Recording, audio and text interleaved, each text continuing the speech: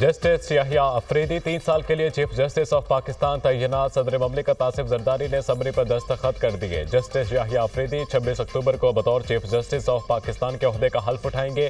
सदर ममलिकत ने जस्टिस याहिया अफरीदी की तैनाती 26 अक्टूबर से 3 साल के लिए की। वजारत कानून बाज़ाब्ता नोटिफिकेशन जारी करेगा। खसूसी पार्लिमानी कमेटी ने गुज़िश्ता रोज जस्टिस याहिया अफरीदी को नया चीफ जस्टिस नामजद किया था।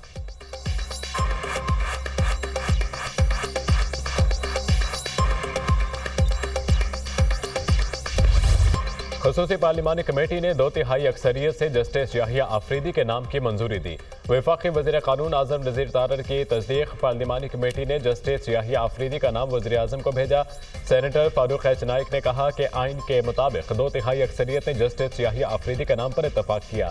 इन कैमरा इजलास था, इजलास की कार्रवाई की मजीद तफसील नहीं दे सकते। राजा परवेज अशरफ बोले, अच्छे की तवक्को रखनी चाहिए, पाकिस्तान के लिए बेहतरी की दुआ है। PTI ने पार्लिमानी कमेटी इजलास का बाइकआउट किया। 12 अरकान में से 9 अरकान ने इजलास में शिरकत की। सीनियर तरीन 3 जजों के नामों पर गौर किया गया। एहसन इकबाल ने कहा, PTI का कमेटी इजलास में शिरकत न करना काबिल अफसोस है। हमने PTI अरकान को मुशावरत में शामिल करने की बहुत कोशिश की।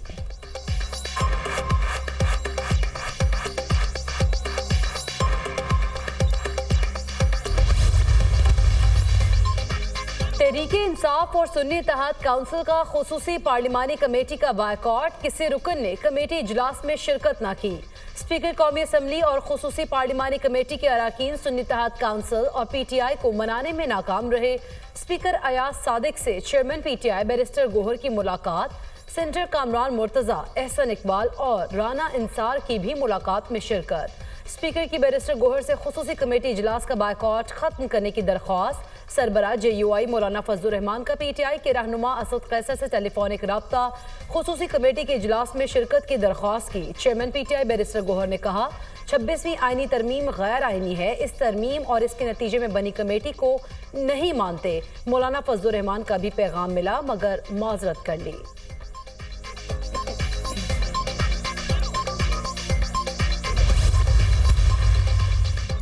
जस्टिस याहिया अफरीदी 23 जनवरी 1965 को पैदा हुए। एचिसन कॉलेज और गवर्नमेंट कॉलेज लाहौर से तालीम हासिल की। पंजाब यूनिवर्सिटी लाहौर से MA माशियात की डिग्री हासिल की। कैम्ब्रिज से LLM की डिग्री हासिल की। 1990 में हाई कोर्ट के वकील की हैसियत से प्रैक्टिस शुरू की। 2004 में सुप्रीम कोर्ट के वकील के तौर पर वकालत का आगाज किया।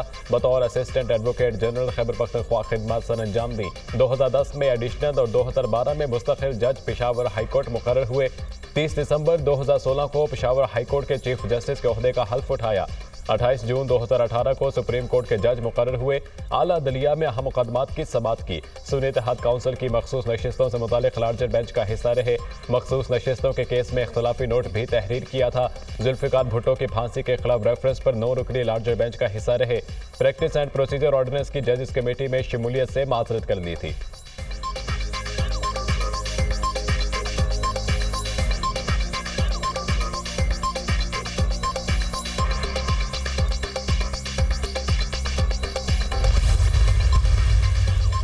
आईनी तरमीम से अवाम को अदालतों से जल्द इंसाफ मिलेगा। तरमीम मुल्क की तरक्की और खुशहाली के लिए मुअस्सर साबित होगी। अवाम के केसेस कई साल से अदालतों में ज़ेरे इल्तवा हैं, इंसाफ नहीं मिलता। आईनी बेंच के क़याम से आम आदमी को सहूलत मिलेगी। 26वीं आईनी तरमीम के लिए तमाम सियासी रहनुमाओं से मुशावरत हुई। सदर आसिफ अली जरदारी, बिलावल भुट्टो और मौलाना फजलुर रहमान का किरदार अहम रहा। आईनी तरमीम मिसाक जमहूरियत के विजन और सच्चाई की गवाही है। वज़ीर आज़म के वफाकी काबीना के इजलास में गुफ्तगू। आईनी तरमीम को नहीं मानते, तरमीम के खिलाफ पूरे मुल्क में एहतजाज करेंगे। इस बार हम पूरे पाकिस्तान को ब्लॉक करेंगे। हमारा एहतजाज हुकूमत से जान छुड़ाने तक जारी रहेगा। आईनी तरमीम आज़ाद अदलिया पर हमला है। अदलिया में अपनी मर्जी के लोग लगाकर मनपसंद फैसले कराना चाहते हैं। तरमीम के लिए वोट देने वालों को पार्टी से फारिग करेंगे। गद्दारी करने वालों के नाम सामने आ गए। शोकॉज नोटिस जारी करेंगे। वज़ीर आला KP अली यमीन गंडापुर की मीडिया टॉक।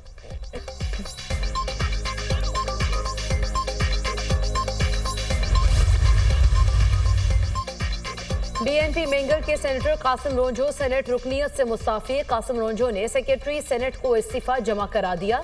कासिम रोंझो सेनेट में BNP मेंगल के पार्लिमानी लीडर भी हैं। सरदार अख्तर मेंगल ने दोनों सेनेटर से इस्तीफा तलब किया था। सेनेटर नसीमा एहसान और कासिम रोंझो ने आईनी तरमीम के हक में वोट दिया था। कासिम रोंझो ने वीडियो पैगाम में कहा, पार्टी सरबराह ने जबरदस्ती प्रेस कॉन्फ्रेंस करवाई, सब कुछ लिखकर मेरे सामने रखा गया और जबरदस्ती ये अल्फाज अदा किए। ये प्रेस कॉन्फ्रेंस मन घड़त और झूठ पर मबनी थी। मैं इस सब की तरदीद करता हूँ। मैं 15 दिन से घर पर मौजूद था। जहां जेब रोंझो ने एक्स पर पैगाम में कहा, मेरे वालिद को सेनेट से इस्तीफा दिलवाने के लिए जबरदस्ती लाया गया। पार्टी क़यादत से ये तवक्को नहीं थी।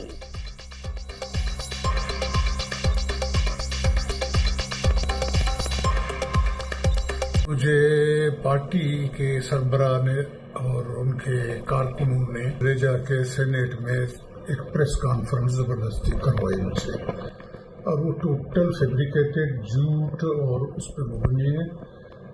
और ये जबरदस्ती के अल्फाज थे जो आगे लिखे हुए थे कि भाई घर से उठाया गया या क्या किया, और ये सारे मच्छर वच्छर ये सब कुछ उन्होंने लिख के आगे मुझे रखे हुए थे, वो मैं पढ़ रहा था।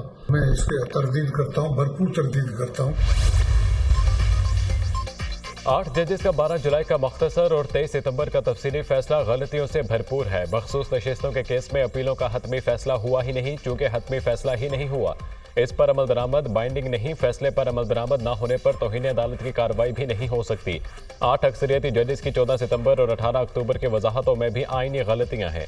अक्सरियती जजेस ने वजाहत की दरख्वास्तों की गुंजाइश बाकी रखी। 8 जजेस ने अपनी अलग वर्चुअल अदालत कायम की। मखसूस नशिस्तों के केस में 2 जजेस का अक़लियती तफसीली फैसला जारी। चीफ जस्टिस काजी फाइज और जस्टिस जमाल मंदुखेल ने अक़लियती तफसीली फैसला जारी किया। चीफ जस्टिस काजी फाइज ईसा ने अक़लियती फैसले में 14 सफ़हात पर मुश्तमिल इजाफी नोट भी लिखा। फैसले में आइन के खिलाफ वर्जियों और कोताहियों की निशानदेही मेरा फर्ज है। जस्टिस मंसूर और जस्टिस मुनीब ने इसके खिलाफ वोट दिया। उम्मीद करता हूँ अक्सरियती फैसला देने वाले अपनी गलतियों का तदारक करेंगे। जस्टिस जमाल मंदुखेल ने 17 सफ़हात पर मुश्तमिल इख्तलाफी नोट लिखा। मुझे अक्सरियती फैसले से इत्तफाक नहीं, इसलिए अपना इख्तलाफी नोट लिखा। मुझे इससे इत्तफाक नहीं कि मेंबरान असम्बली 15 रोज़ में तहरीक इंसाफ में शामिल हों। आइन में मखसूस नशिस्तों को जारी करने का बाकायदा तरीक़ाकार है।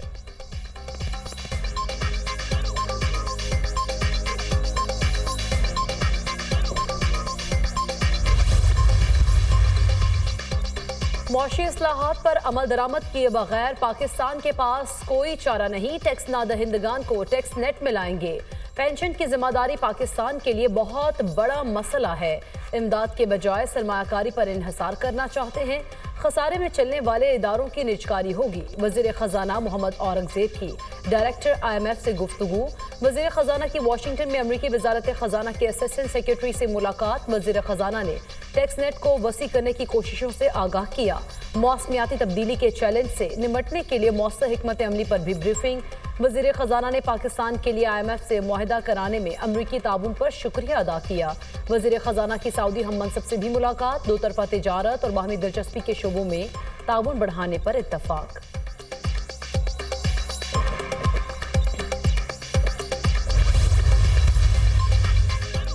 डॉक्टर आफिया सिद्दीकी की रिहाई से मुतालिक वज़ीर आज़म शहबाज शरीफ के अमरीकी सदर को खत का मामला। नायब तर्जुमान अमरीकी महकमा खारजा का सवाल का जवाब देने से गुरेज।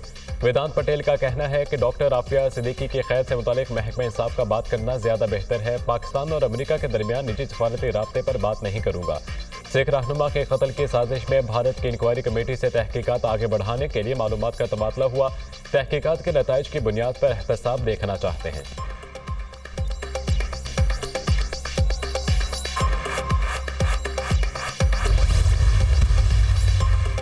तीसरे और फैसला कुन मार्के की तैयारी। पाकिस्तान और इंग्लैंड के क्रिकेटर्स की रावलपिंडी स्टेडियम में भरपूर प्रैक्टिस। इंग्लैंड के खिलाफ पाकिस्तानी टीम में एक तब्दीली का इम्कान। स्पिनर जाहिद महमूद की जगह फास्ट बॉलर मोहम्मद अली की एंट्री मुतवक्के।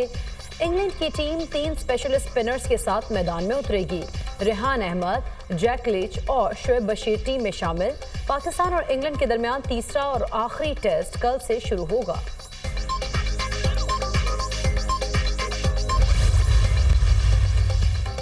पाकिस्तान का 5 साल की इजाफी मुद्दत के लिए करतारपुर माहिदे की तजदीद का ऐलान। तर्जुमान दफ्तर खारजा के मुताबिक भारत और पाकिस्तान के दरमियान माहिदे पर 24 अक्टूबर 2019 को 5 साल मुद्दत के लिए दस्तखत किए गए थे।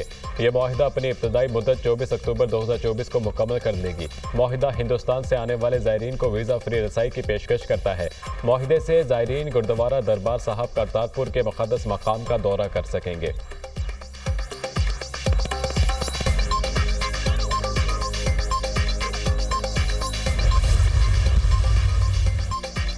वज़ीर आला पंजाब मरीम नवाज से अरकान पंजाब असम्बली सफदर हुसैन शाही और मोहम्मद ज़ुबैर खान की मुलाकात। तरक्याती मनसूबों, अवामी मसाइल, सियासी सूरत हाल और पार्टी उमूर पर गुफ्तगू। अरकान पंजाब असम्बली ने वज़ीर आला मरीम नवाज के अवामी फलाही विजन को सराहा।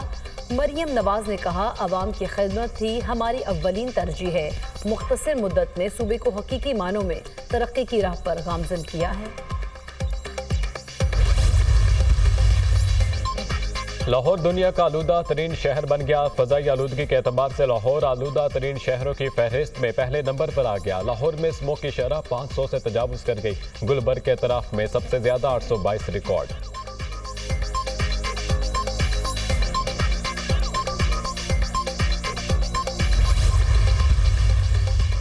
महंगी बिजली मजीद महंगी होने का इम्कान। बिजली की कीमतों में 70 पैसे फी यूनिट इजाफे का इम्कान। CPPA ने कीमतों में इजाफे की दरख्वास्त जमा करा दी। इजाफा सितंबर की माहाना फ्यूल कॉस्ट एडजस्टमेंट की मद में मांगा गया। नेपरा 30 अक्टूबर को CPPA की दरख्वास्त पर समाअत करेगी।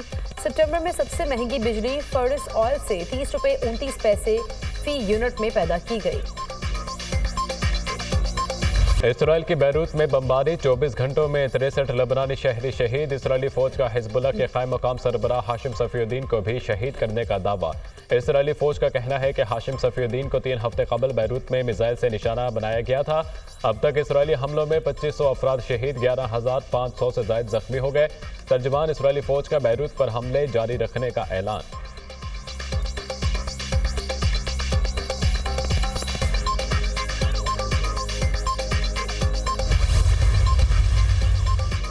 इजरायली फौज ने गाजा में मुजरिमाना हमले तेज कर दिए। ताज़ा हमलों में 115 फ़लस्तीनी शहीद, 487 जख्मी।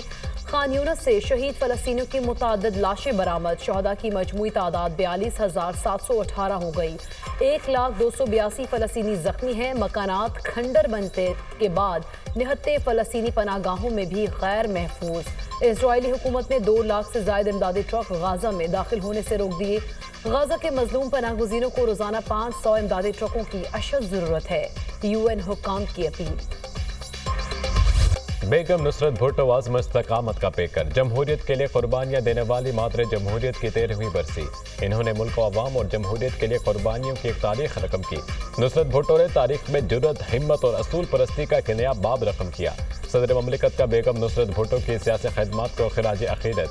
पाकिस्तान में जमहूरियत की बहाली में बेगम नुसरत भुट्टो की खिदमात नाकाबिले फरामोश हैं। सदर आसिफ जरदारी का पैगाम।